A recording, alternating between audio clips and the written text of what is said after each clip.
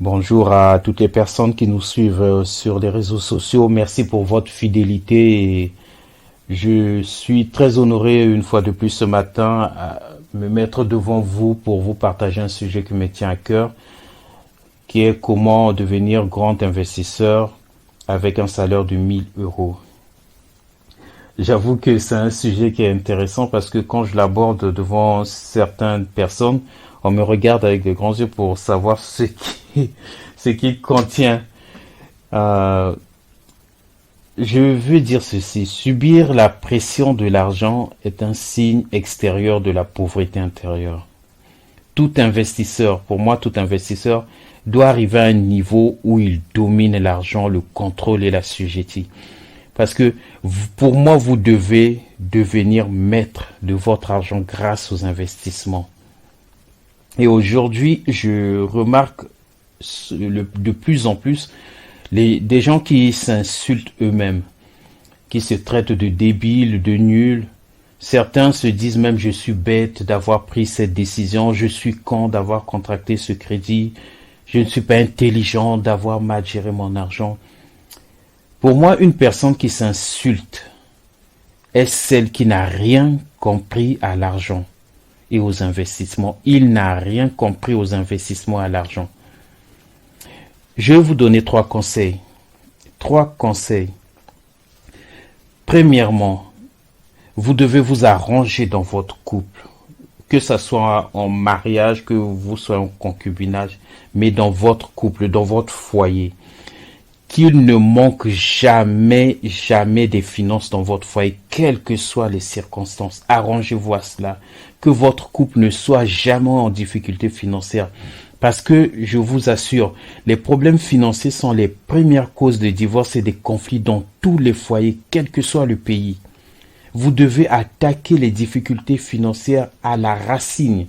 Vous devez vous arranger, soit d'avoir un job permanent, soit d'investir, de créer une entreprise, faites en sorte que les finances ne soient pas une dispute dans votre couple. Vous pouvez vous disputer d'autres choses, sur l'éducation des enfants, sur l'habillement, sur une facture ou autre chose, mais les finances ne doivent pas être une cause des disputes dans votre couple. Arrangez-vous à cela. Et deuxième conseil, qu'il ne manque jamais de la nourriture dans votre maison. Vos enfants doivent toujours manger à leur faim, quel que soit, qu'ils mangent 2 fois par jour ou 3 fois par jour, peu importe, ils doivent manger à leur faim. Parce que le manque de nourriture dans la maison est une source de conflit entre les parents et les enfants. Je vous assure, un enfant qui dort tous les jours affamé va vous ramener des problèmes à la maison. Ou un enfant qui ne mange jamais à sa faim va vous créer des problèmes dans la maison. Arrangez-vous à cela, que vos enfants puissent manger à leur faim. Troisième conseil, vous devez vous discipliner face à l'argent. J'insiste, vous devez vous discipliner face à l'argent. Je vais vous prendre mon propre exemple. Comment est-ce que je me discipline face à l'argent? Moi, déjà à la base, j'aime pas faire le shopping. J'aime pas du tout faire le shopping. Et je fais le shopping qu'une seule fois par année. Et quand je fais le shopping, j'achète les vêtements qui vont aller durant toute l'année, c'est-à-dire sur les 4 saisons. Et j'achète toujours 2 paires de chaussures, soit une paire de baskets, une paire de chaussures de ville, soit 2 paires de chaussures de ville, mais j'en prends toujours 2. Et je m'arrange durant toute l'année. Je prends soin de mon régime alimentaire pour ne pas trop grossir, pour ne pas trop maigrir. C'est-à-dire, je m'arrange d'être toujours à la taille M, pas plus, pas moins. Parce que si je grossis trop, je dois encore acheter d'autres vêtements. Si je maigris trop, je dois encore prendre d'autres. Donc, ce que je fais, je m'arrange à ce que je reste à ma taille normale. Durant toute l'année, je fais attention à mon régime alimentaire. Je pratique pas souvent, depuis quelque temps, je pratique moins le sport, mais je fais attention à tout ce que je mange et je m'arrange aussi à ce que mes vêtements soient toujours bien entretenus. C'est-à-dire que les mêmes vêtements que je vais mettre cette année, ça va être les mêmes vêtements que je mettrai l'année prochaine. Je m'arrange, j'entretiens toujours mes vêtements au point qu'il y a certains amis, certaines personnes, quand ils me voient avec des vêtements, ils croient que c'est des nouveaux vêtements que j'ai achetés. En fait, c'est des vêtements qui existent depuis plusieurs mois. Donc, c'est comme ça que j'arrive à me discipliner face à l'argent. Et cette discipline personnelle que je m'impose me permet de faire des économies sur le shopping. Et j'aimerais que pour toute personne, ça doit faire partir de votre personne. C'est-à-dire, vous devez vous imprégner la discipline de l'argent. Vous ne devez pas jouer avec de l'argent. Vous ne devez pas jouer ni faire des achats compulsifs comme si vous fabriquiez de l'argent chez vous. Apprenez à bien vous discipliner vis-à-vis de l'argent. Je vous assure, ça vous aidera et ça vous fera sortir dans des situations très difficiles. Je vais maintenant rentrer dans le vif du sujet. Voici comment vous pouvez devenir un grand investisseur. J'insiste là-dessus. Vous pouvez devenir un grand investisseur avec un salaire mensuel de 1000 euros. Suivez-moi attentivement. Premièrement, il y a là-dessus, j'ai sélectionné 9 pistes à vous donner pour arriver à devenir un grand investisseur étant salarié avec un salaire de 1000 euros. Ce n'est pas impossible, suivez-moi. Premièrement, vous devez épargner en toute sagesse 1/10 de votre salaire tous les mois, je vous assure, tous les mois. Épargnez 1/10 de votre salaire. Pour un salaire de 1000 euros, c'est 100 euros. Je peux vous assurer que ce geste vous préservera et vous fera gagner du temps dans votre vie d'investisseur. Même si vous n'avez pas envie d'épargner, vous avez l'obligation d'avoir un compte d'épargne dans votre maison. C'est obligé. Si vous ne le voulez pas, faites-le pour vos enfants. Parce que dans la loi de l'indépendance financière, avoir un compte d'épargne est obligatoire. Vous ne parviendrez pas si vous négligez l'épargne. Je vous assure, épargnez 1/10 de votre salaire tous les mois. Si vous respectez ce style de vie d'épargnant, en 5 ans, vous aurez 6000 euros dans votre compte d'épargne. Ça, c'est la première piste. Deuxième piste. Le loyer dans certaines villes est très élevé, surtout pour les Parisiens. C'est pour ça, moi, je conseille à tout le monde, ne cherchez pas à vivre dans des quartiers chics, dans des quartiers huppés. Si possible, vraiment demandez l'aide de la mairie, de votre mairie, pour avoir une place dans un HLM. Si ce n'est pas possible, vivez en colocation avec une ou plusieurs personnes. Parce qu'avec un salaire de 1000 euros, vous ne devez pas vous permettre de payer plus de 500 euros de loyer. Ne le faites pas, vous allez vous ruiner et vous allez vous mettre la corde au cou. Si vous ne trouvez pas un loyer de 500 euros maximum, mettez-vous en colocation. Trouvez une ou plusieurs personnes, mettez-vous en colocation afin de vous soulager sur le loyer. Troisième piste. Aider les veuves et les orphelins. Je vous assure et j'insiste là-dessus, aider les veuves et les orphelins. C'est un type d'investissement invisible. Ne jugez pas et ne murmurez pas non plus. Aidez-les simplement. Vous pouvez donner 5 euros toutes les semaines ou bien 20 euros une fois par mois, mais aidez les veuves et les orphelins. C'est un investissement invisible que vous êtes en train de faire. Quatrième piste. Comme auprès des veuves et des orphelins, il est avantageux aussi de venir en aide aux personnes pauvres, comme les Roms que nous rencontrons souvent dans les coins de rue, comme les SDF dans nos villes, ou encore vous pouvez donner dans une association qui vient en aide aux personnes qui sont dans le besoin. On peut les aider, vous pouvez les aider à hauteur de 5 euros, je veux dire 5 euros toutes les 2 semaines, ou 10 euros une fois par mois. Cinquième piste, Les factures et les courses viennent en cinquième. Ça, c'est moi qui le dis. Beaucoup vont me juger et trouveront cela inadmissible, mais c'est comme ça. Lorsque les factures sont élevées, il faut serrer la ceinture sur les courses alimentaires, quitte à s'inscrire au Resto du Cœur ou à une banque alimentaire de votre ville. Ce n'est pas mauvais et personne ne va vous juger non plus. Serrez la ceinture, ne mangez pas bio. Vous gagnez 1 000 € et vous voulez manger bio tous les mois. Mangez par rapport à votre capacité financière.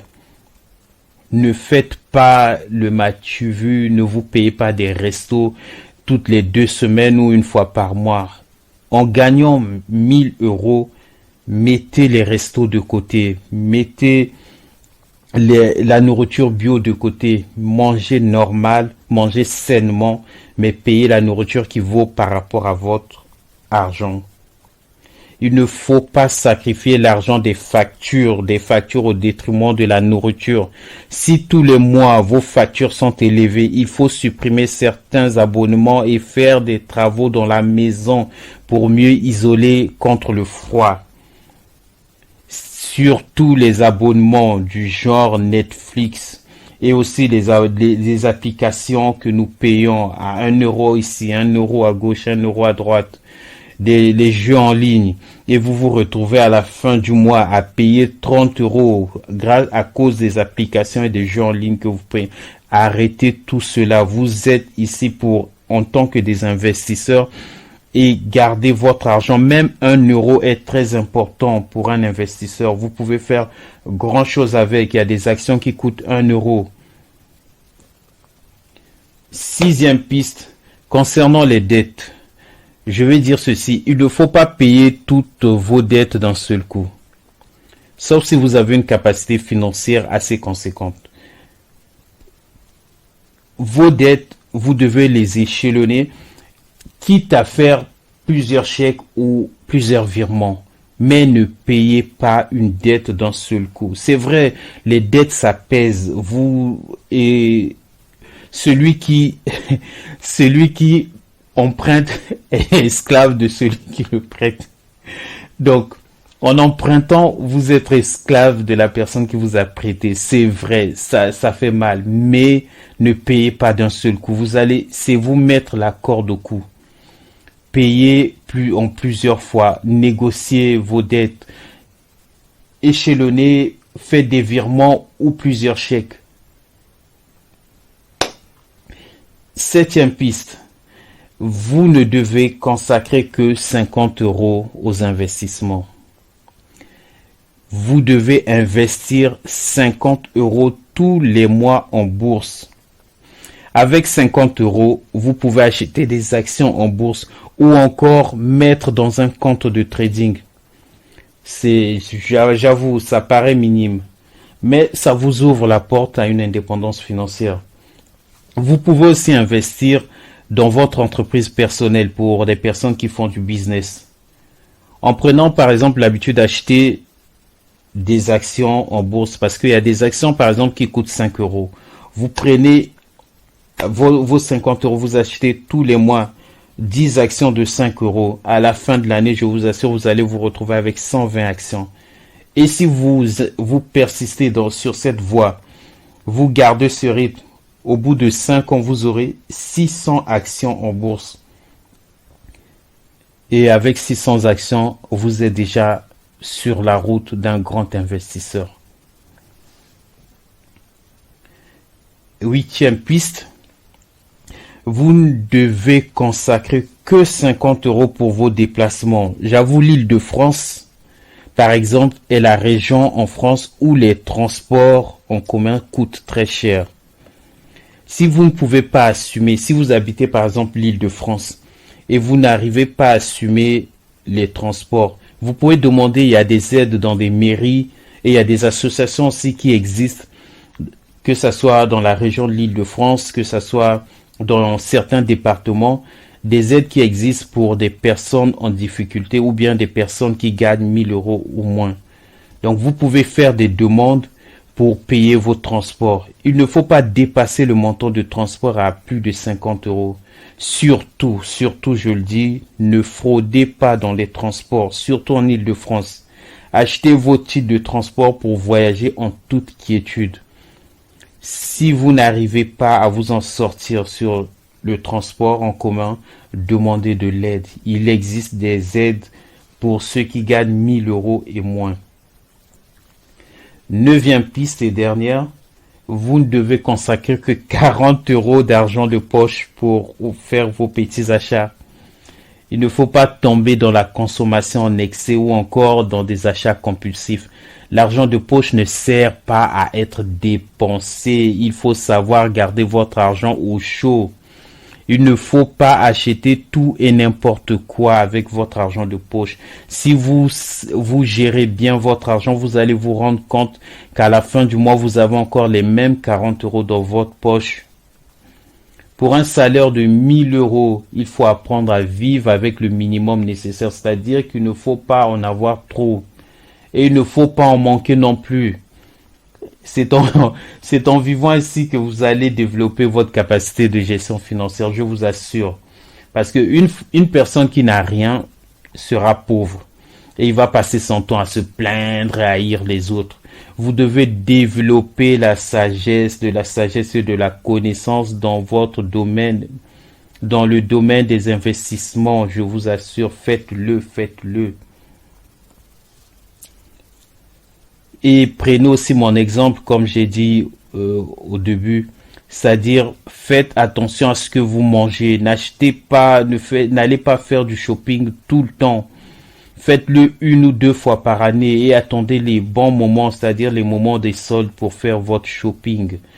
Épargnez votre argent, même le petit 1 euro est très important pour investir.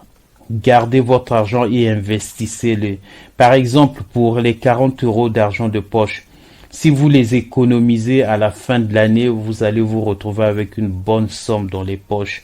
Donc, soyez intelligents, n'achetez pas trop de vêtements parce que à toutes les personnes qui écoutent ce podcast en ce moment, je suis sûr que votre garde-robe est assez garnie. Vous avez des chaussures, vous avez des vêtements qui peuvent vous aller durant 1 an, les 12 prochains mois. Donc, prenez la décision dès maintenant, ne faites pas de shopping, ne faites rien plus en ce moment. Bon, nous traversons une période de crise sanitaire où les restaurants sont fermés. Où les ciné sont fermés, les salles de spectacle sont fermées. Donc, ça veut dire, même les voyages sont réduits. Donc, ça veut dire que vous n'allez pas trop dépenser. Gardez votre argent, investissez-le dans plusieurs domaines, dans tous les domaines, surtout en bourse. Achetez des actions, des entreprises qui sont florissantes en ce moment. Toutes les personnes, et sachez-le, il faut avoir l'esprit de sacrifice. Oui, excusez-moi. Vous devez avoir un esprit de sacrifice parce que tous ceux qui ont atteint une indépendance financière ont fait des sacrifices. Je le dis encore, on ne devient pas riche du jour au lendemain en claquant les doigts. Vous ne pouvez pas devenir riche du jour au lendemain. La richesse qui tombe du ciel n'existe pas et ça n'existera jamais. Si ça existe, c'est que cette richesse-là conduit à la mort. Parce qu'il n'existe pas de richesse qui tombe du ciel. Gérez bien votre argent, n'achetez pas trop de vêtements, ne remplissez pas votre garde-robe, ne remplissez pas votre placard des chaussures et entretenez-vous, prenez soin de votre corps en mangeant bien, pas bio mais bien, mangez sainement, ne faites pas des excès, n'achetez pas trop, n'ayez pas trop, ayez le strict minimum nécessaire pour vivre. Et investissez votre argent pour vous. Même si vous ne voulez pas le faire pour vous, faites-le au moins pour vos enfants. J'espère que j'ai été clair. Et si vous avez des questions ou si vous voulez me poser des questions, me contacter, vous pouvez me contacter via notre réseau social Facebook ou par Messenger ou WhatsApp et Aussi, vous pouvez me laisser des commentaires sur YouTube. Je serai très content de vous répondre. Et puis, vous pouvez,